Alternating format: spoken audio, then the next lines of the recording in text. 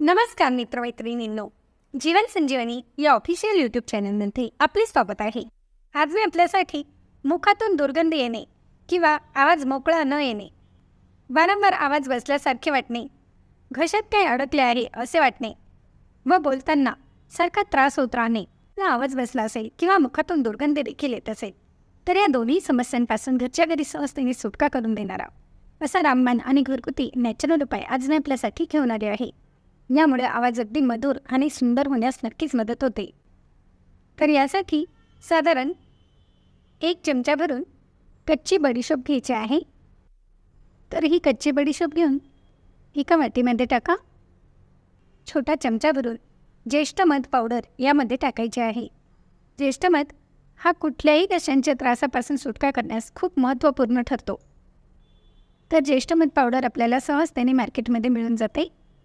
आणि याप्रमाणे मोठ्या खड्याची खडीसाखर घेऊन ही थोडीशी कुटून घ्या आणि साधारण 1 चमचा भरून पावडर यामध्ये टाकायची आहे। आणि ही छान मिक्स करून ज्या व्यक्तींचा घसा दुखत आहे किंवा घसा बसला आहे, कायमच आवाज मोकळा येत नाही, कायमच त्रास होत असतो, अशा व्यक्तींनी जेवणानंतर ज्याप्रमाणे आपण बडीशोप खातो त्याप्रमाणे आपल्या लाळेबरोबर मिक्स होईल याप्रमाणे हे मिश्रण चावून चावून खायचे आहे।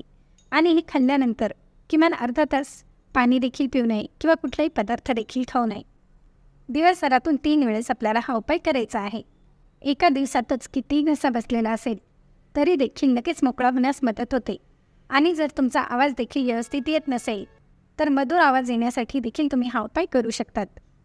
दररोज देखील तुम्ही याचा वापर केला तरी देखील चालेल। यामुळे आवाज अगदी मधुर आणि सुंदर होण्यास नक्कीच मदत होते। तर मग आहे की नाही अत्यंत साधा सोपा आणि घरगुती नॅचरल उपाय? मग लाईक, शेअर व सबस्क्राईब करायला विसरू नका। धन्यवाद।